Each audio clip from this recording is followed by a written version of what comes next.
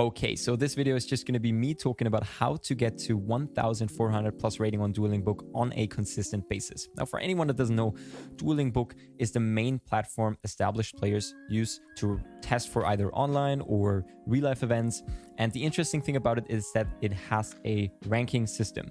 And if you get to just about 1400 plus rating, you are ranked among the top 20 players of the platform at the end of the season. And while there isn't any direct price support for these players, I do know people, and not necessarily all of them, but some of them do get offers from teams, sponsors, to get sponsored for the next tournament, for free entries, invites to specific tournaments, and all that good stuff.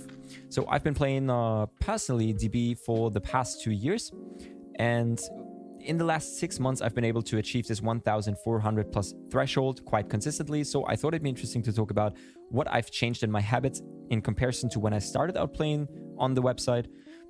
And also just sort of guide you through the mentality of what I think is important to know when playing for this high rating. And I also have to give a disclaimer. This video is to take with a bit of a grain of salt. Not every high-rated DB player is going to be the next YCS champion and vice versa. But I do think that these tips are applicable for just about any event basically that you prepare for, may it be in real life or may it be for remote duel or just Duelingbook. So if you're down for that, I welcome you, and let's get into it. In order to be successful in a format, we want to analyze the meta beforehand. So we want to differentiate between the good and the quote-unquote bad decks, right? And luckily, even in the beginning of a format, we don't have to do this alone, because Duelingbook is very, very, very nice and offers the option to watch games. And this is what I would recommend to everyone who wants to get to a high rating. Like I said, especially in the beginning of a format, is to watch a lot of games. Watch high-rated players play, see what decks seem to work in the format, see what decks can play through interruption consistently, and then make a decision on what you think is a playable deck in the format based on those watched matches.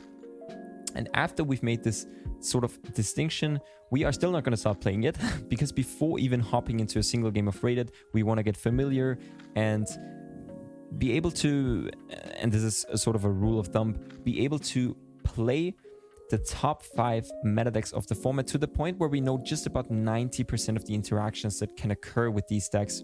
And additionally to that, we want to know what at least, or that's the point, at least know what all the cards of the top 10 decks in the format do. Most of your in-game decision making will be decided by what you think your opponent might react with to your actions. So if you can predict what your opponent has face down or what they might have in their hand because you know their decks, it will be much easier to play through their interruption, and just basically make decisions overall will be much easier. So for instance, in this format, before I go into the rated ladder, I want to be able to play Drytron, Dragon Link, Virtual World, you could say probably Invoke Dogmatica, and any Eldritch variants, Dragoon variants, Invoke variants, etc., etc.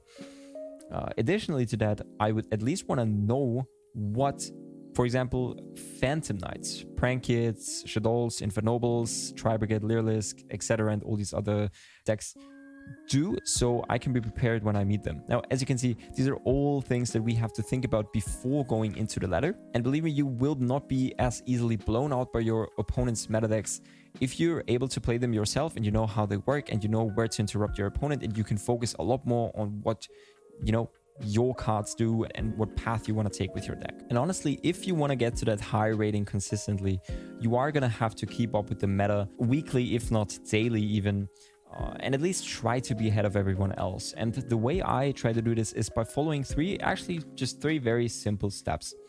First one would be to, and I've already mentioned this, watch a lot of games. And I want to specifically I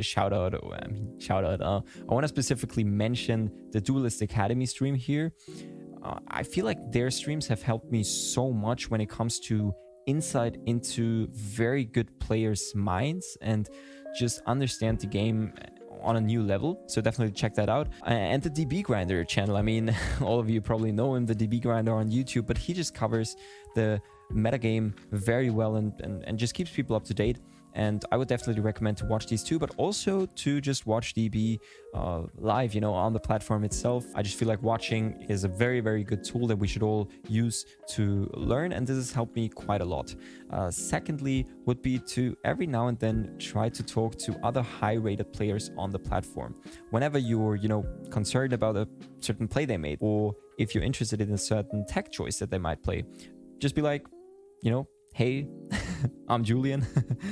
I was wondering if you could explain to me why, whatever you summoned the Dragoon under the extra monster zone versus Drytron, because I usually thought that in this matchup it isn't very good because the anima can just always absorb the Dragoon. And then they might answer something like, I actually know that, but they already used their anima and usually they don't play a second copy of that. And I was more worried about the Geonator that could also take my Dragoon. That's why I summoned the Dragoon in this zone.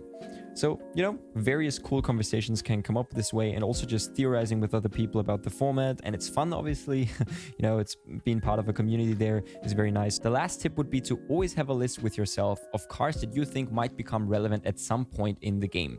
So if you have a card that you think has a lot of potential, but there is just not the right support released yet, just keep it on this list and eventually will pay off, because you will be ahead of everyone else when a new format, a new deck, a new product gets released and you have this list ready and can work with this. I remember Jesse Cotton talking about this in a podcast, and one of the cards he had on there was Block Dragon. And that card obviously used to rule the format for just about 2 to 3 months. If we finished analyzing the meta and understanding how to approach the format, this is the point where we actually get to choose a deck to play.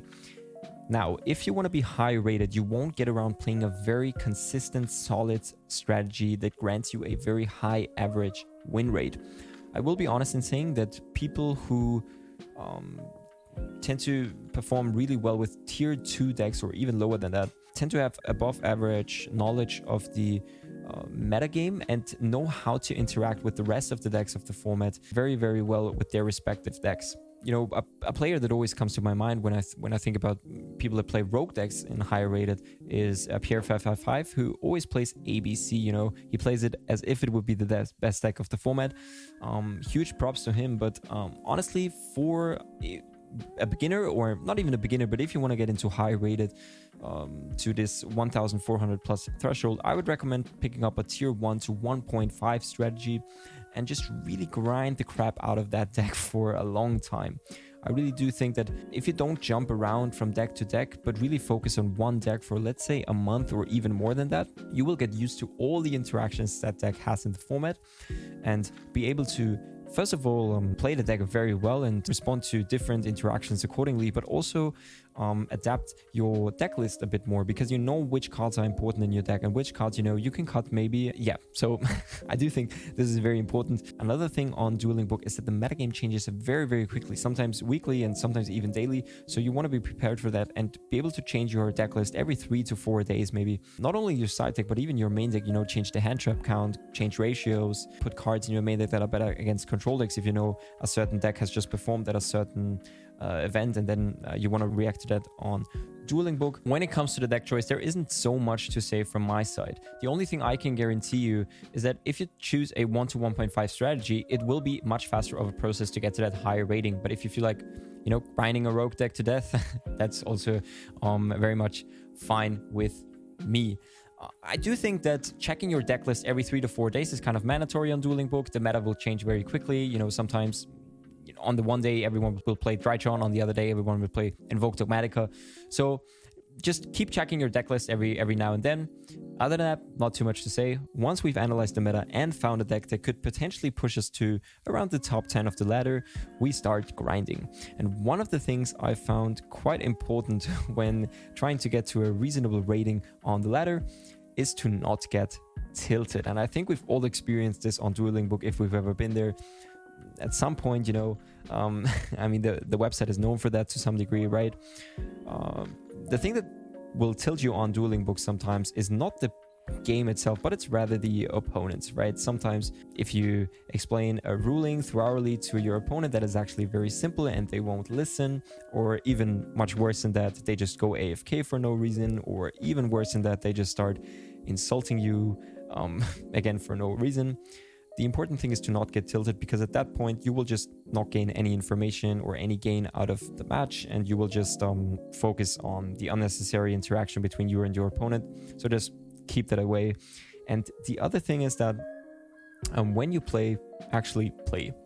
So what I would do often, if I would have seen a combo 100 times, on the 101st time, I will probably go on YouTube, watch a random video while my opponent is comboing off, and then I will, I will miss throwing my hand traps very consistently. This has happened to me quite a lot.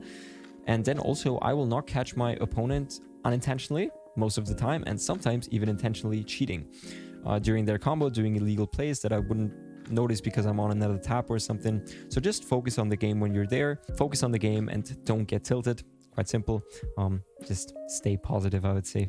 All in all, these are the things that have helped me personally to become a consistent high-rated player on Duelingbook.